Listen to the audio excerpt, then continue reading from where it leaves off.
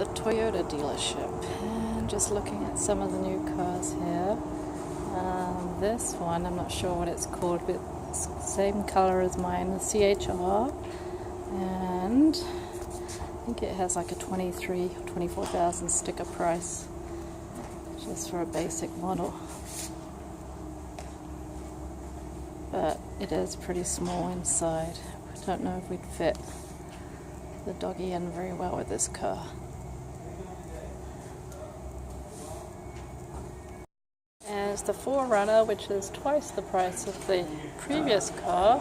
That's about 50,000 is what I'm showing on the sticker, but definitely lots of room for the doggy. Maybe even 2 or 3 doggies. It's very nice vehicle.